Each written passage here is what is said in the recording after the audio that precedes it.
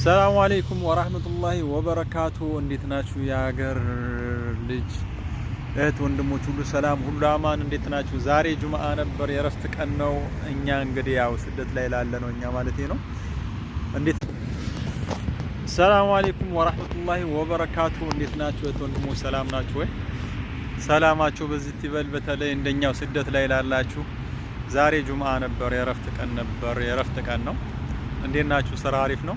ባለፈው ከሀገር ስለመውጣት የሆነ ነገር አንዳንድ ነገር አንስቼ ነበር። በተለይ ስለ ወንዶች የተወሰነ ጠቅሼ ያለው በሌላ ቀን እመለስበታለሁ። ዛሬ ግን ሴት እህቶቻችን ከሀገር መውጣት ስትፈልጉ ወይም ስታስቡ ከመውጣታችሁ በፊት ትምህርት ላይ ያላችሁ ትምህርታችሁን ጨርሳችሁ የሌላ ደግሞ ለየት ያለ የተሻለ ወይም ከዛ በቀጠለ ደግሞ ትርፍ ሙያ ብትማሩ ከተማራችሁበት ሙያ በተጨማሪ ማለት ነው እና ምናልባት ትምህርት ላቋረጣችሁ ደግሞ ሌላ ሙያ እንደነ ጸጉር ቤት የተለያየ ነገር ቢያንስ የትኛው ሙያ ቢሆን የሙያ ትንሽ የለውምና ከሀገር ስትወጡ በጣም ይጠቅማቸዋልና ይሄን ነገር ብታስቡበት።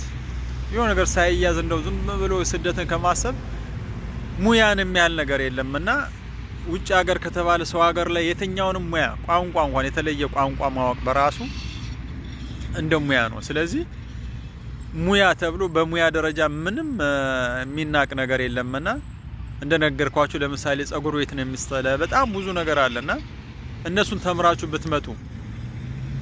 ከዛ ባለፈ ግን አሁን የምላችሁ ባለፈውም ብያለሁ፣ በተለይ የባህር ጉዞን የምታስቡ እባካችሁን ከሀገር ባትወጡ ይሻላል።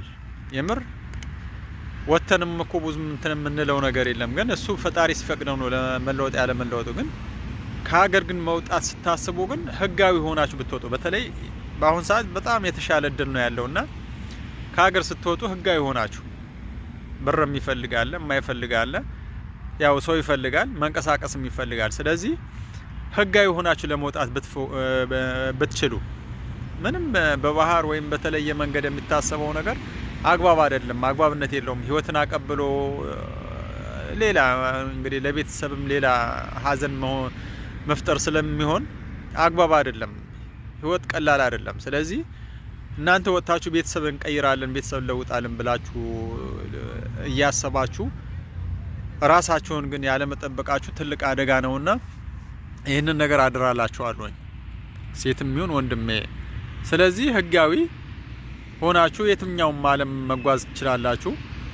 ከዛ ባለፈ ግን በተለይ አረብ ሀገር አሁን ላይ የሰፋ ቻንስ ነው ያለው ለኛ ሀገር። ስለዚህ በየትኛውም ኤጀንሲ ሄዳችሁ ይህንን ነገር ተከታተላችሁ በህጋዊ ለመምጣት